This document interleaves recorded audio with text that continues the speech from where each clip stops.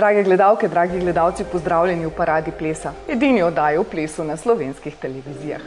V današnji oddaji vam predstavljamo 3 posebne plesne ustvarjalce, ki vsak na svojem področju navdušujejo in kreirajo. Lucija Stare je odločna dama, ki je s pomočjo svojega talenta in finančno pomočjo staršev odplesala na slovito akademijo Elvin Ailey v New York. Daniel Petković je plesalec, ki je po mnenju glasovalcev na spletnem portalu paradaplesa.si zmagal v kategoriji Ime, ki obeta. Oddajo pa začnimo s finskim pedagogom Jukko Haapalainenom, ki je razpet med koreografijo, poučevanjem in še vedno aktivnim plesanjem. Večkratni evropski in svetovni prvak v latinskoameriških plesih med profesionalci, prejemnik nagrade Isadore Duncan, koreograf uvodne točke Eurosonga leta 2007 v Helsinkih, se je na povabilo trenerskega para Daniela in Fredi Novak posvetil slovenskim plesalcem. Ni lepšega, kot se učiti pri najboljših. On my previous visits we have done a lot of experimental work with alternative training methods and also obviously with the basic principle training, but I have to say that in this school the basic level of dancing is very high and the principles that a good dancer needs to know are already in place in many of the cases. Of course we have different levels, we have people who are already world champions and people who dance in the top, say 12 of the world in their own categories. So obviously that level is very high, but at the same time we also have the new growing generation that obviously haven't been able to learn that many things yet.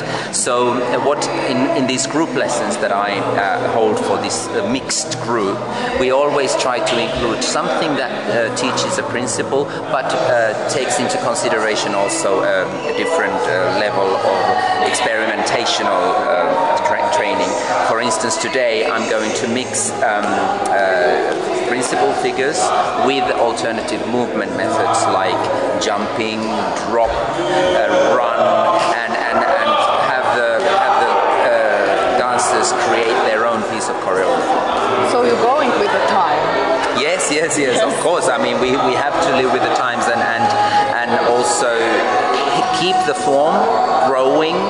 That means stay true to the form, but allow it to evolve towards what it needs to be, still evolving, like you say, with the times, and so it doesn't stay stale. So the technique really is there to help a dancer to find their own style, to keep it going throughout your career, and then seek alternative ways of doing things and your own idea at the same time. So I think the better technically a dancer you are, the more you can also free yourself in towards becoming a champion dancer. And your question, what it takes to become a world champion, it basically takes this skill added with a personal touch that you will actually bring something that hasn't been seen before. A new champion will always present a new picture.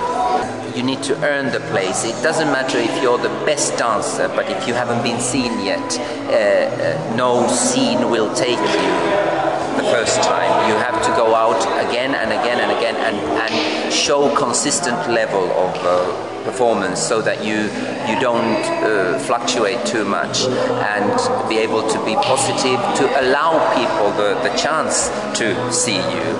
So it's no good keeping yourself hidden until you're perfect, because you're never going to be perfect. It's more important to go out and make friends with your dancing, allow people the chance to love you and your dancing.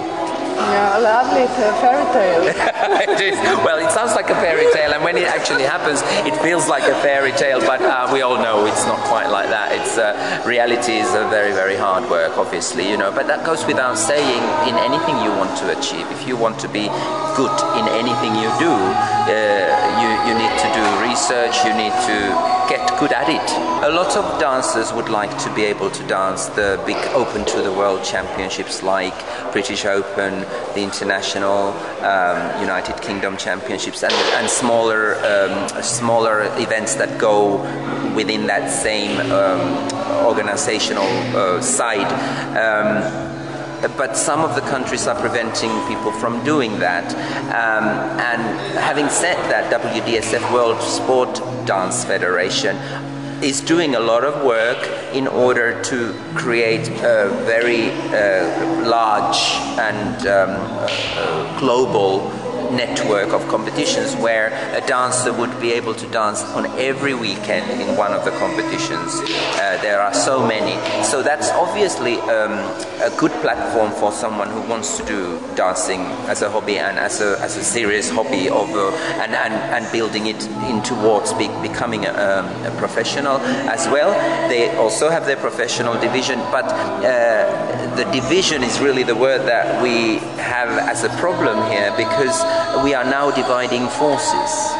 And we used to be in the situation where we had clearly amateurs and professionals, and now what has been traditionally called as an amateur association or global federation has now become World Dance Sport Federation, and what used to be called the professionals is now World Dance Council. And we can argue forever who's right and who's wrong. I don't think that's the point. The point is that we should all have freedom to choose what we want to do, and I think the politicians should understand that the dancers really only want to dance.